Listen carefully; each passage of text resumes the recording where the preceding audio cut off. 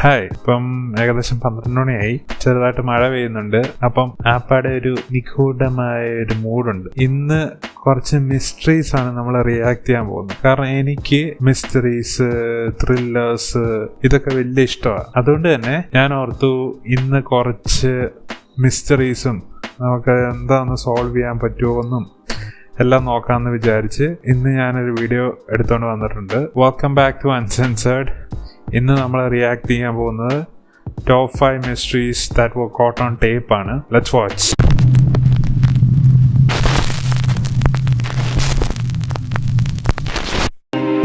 The top 5 mysterious unsolved cases.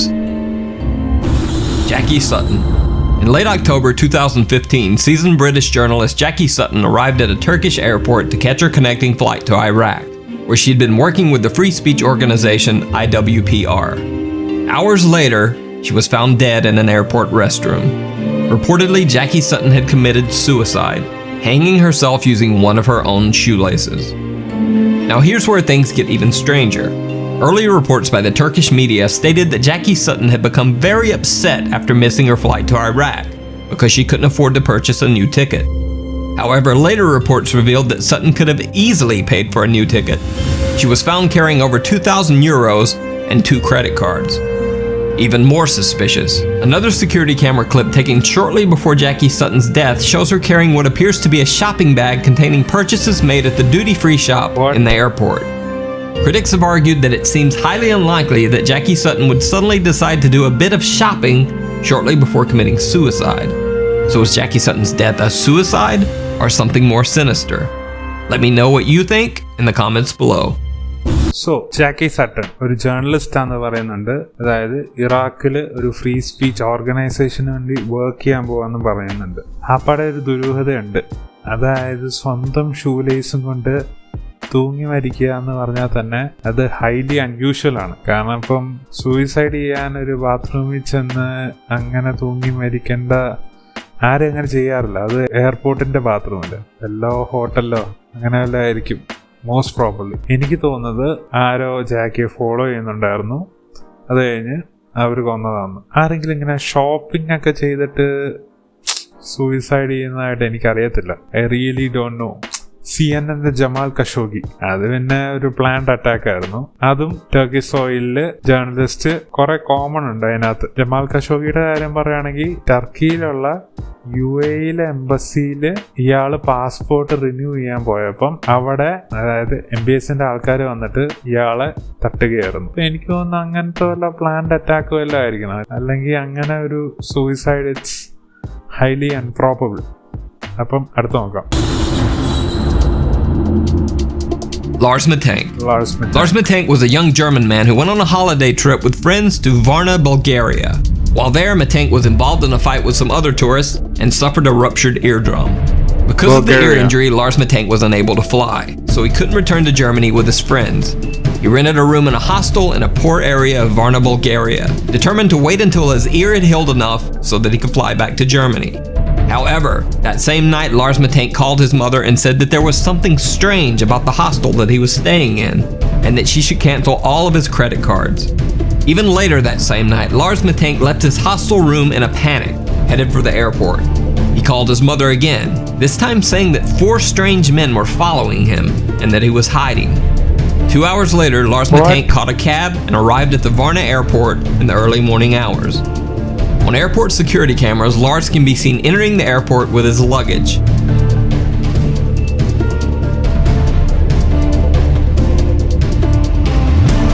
But minutes later, he is seen running from the airport in a panic, leaving his luggage behind.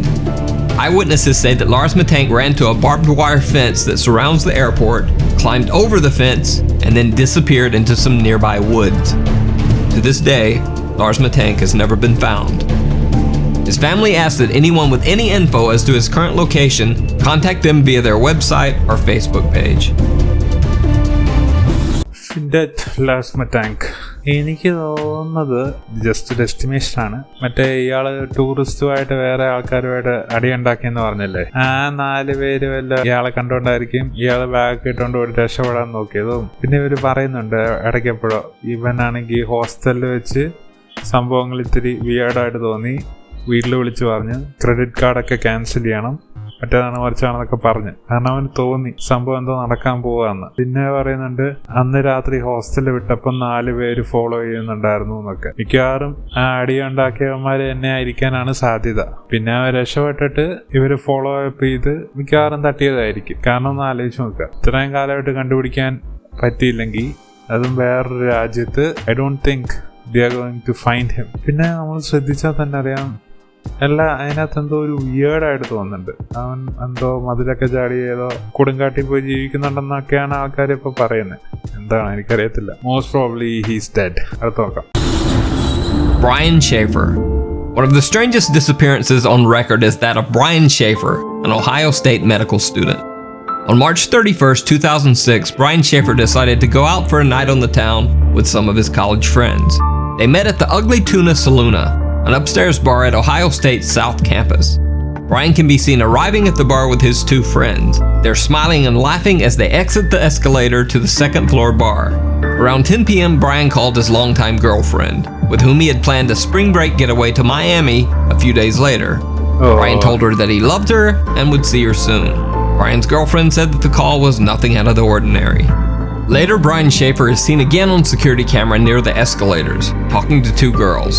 He seems to say goodbye and then heads back into the bar. Brian Schaeffer was never seen again.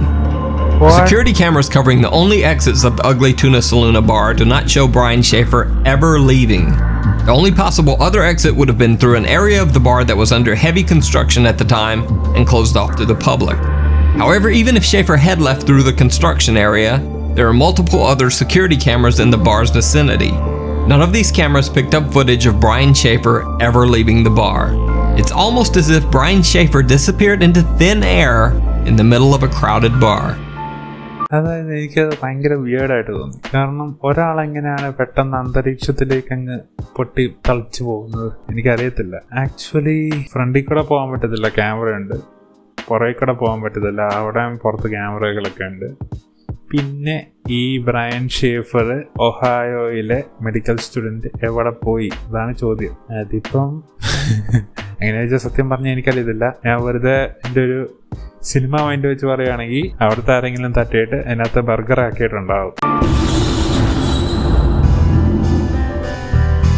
Alan Gill. On the evening of February 23rd, 2014, Alan Gill took a strange trip through Cornwall, England.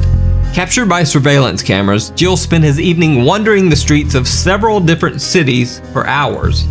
He was seen in Wadebridge, then traveled by bus to Truro, then on to Newquay, then back to Perranporth. No one knows why Alan Gill took this strange trip or what he was doing wandering the streets of 4 different cities all night. The next morning, the dead body of Alan Gill was found washed up on the shore of Perranporth Beach. Gill was naked except for 1 sock and 1 shoe. But the story gets even stranger. Alan Gill's other sock was found wadded up inside his mouth, wrapped in the cord of a pair of earbud-type headphones. Near his body was a black jacket containing a wallet with 95 British pounds, but his bank cards, credit cards, and ID were missing. However, the wallet contained a single bizarre picture: Alan Gill as a child. Even stranger, the jacket the wallet was found in was not the one that Alan Gill had been wearing on the night of his death. Initially, Alan Gill's death was thought to just be a very strange suicide.